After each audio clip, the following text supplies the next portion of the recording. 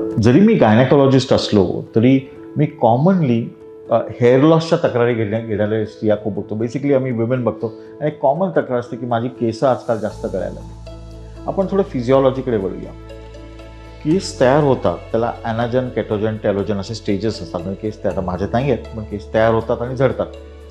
आणि समजा केस तयार होण्याच्या प्रक्रियेमध्ये तुम्हाला काही फीवर आला असेल, तुम्हाला स्ट्रेस झाला असेल, तुम्हाला मेजर इन्फेक्शन झालं असेल किंवा तुम्ही खूप अँटीबायोटिक्स घेतले असतात, त्यामुळे तो केस हा तयार होतानाच जरा अडचणीचा असतो आणि तो ॲक्च्युली जेव्हा मोठा होतो तेव्हा त्याची ताकद चांगली नसते, त्यामुळे तो निघून जातो.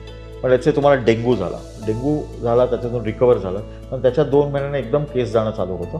पण जसा तुमचा डेंग्यू निघून गेला तशी ही केस जाण्याची प्रक्रिया ही थांबणार आहे. कारण तुम्ही डेंग्यूनंतर हेल्दी झालात, त्या हेल्दी पिरियडमध्ये जे काही नवीन केस आले ते नक्की चांगलेच राहणार आहेत, त्यामुळे तुम्ही घाबरू नका. पण जेव्हा जेव्हा असे केस जाण्याची वृत्ती असते तेव्हा मी त्यांना हिमोग्लोबिन लेवल, फेरिटिन लेवल आणि थायरॉईड लेवल करायला सांगतो. आणि खूप वेळा आम्हाला अनुभव आहे की हायपोथायरॉइडिझम आणि ॲनिमिया किंवा लो फेरिटिन लेवल ही कॉमन कारणं आहेत इंडियामध्ये केसांचा कमीपणा व्हायचा. त्यामुळे हिमोग्लोबिन वाढवण्याकरता घेतलेले औषधं वेळेचं लागलं तर सलाईनमध्ये आयर्न देणे, व्हिटॅमिन B12 देणे, झिंक देणे, बायोटीन देणं हे आम्हाला खूप आवश्यक वाटतं. म्हणजे व्हिटॅमिन्स दिले तर उपयोगी पडतं आणि एस्पेशली बायोटीनने खूपच चांगला फरक पडतो. त्यामुळे बायोटीन मी सकाळ रात्री साधारण 1-2 महिने घ्यायला सांगतो आणि केसांची वाढ पूर्ववत होते. या कालावधीमध्ये तुम्ही रिपीटेड शॅम्पूज करणे, खूप चोळून तेल लावणे हे टाळावं.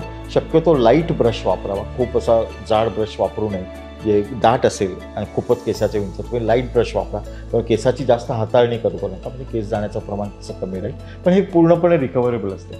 अगदी क्वचित म्हणजे तो काहीतरी ऑटोइम्युन डिसऑर्डर असतो तरच मी एखादा टक्कल पडलेला पॅच बघतो, तो ऑटोइम्युन डिसऑर्डर असतो तोही कव्हर होतो.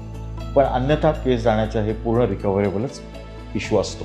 आणि चुकून जर असा ॲलोपेशियाचा पॅच असेल, खूप वेळा तुमचे हेअर कलर करताना किंवा तुम्ही पार्लरमध्ये गेल्यावर ते लोक सांगतात की इथं तुम्हाला तसा पॅच आहे, अशा वेळी तिथं लोकल स्टिरॉइड वगैरे असे इंजेक्शन देऊन त्याच्यात हेअर निर्माण करणं अत्यंत सोपं असतं. थँक्यू.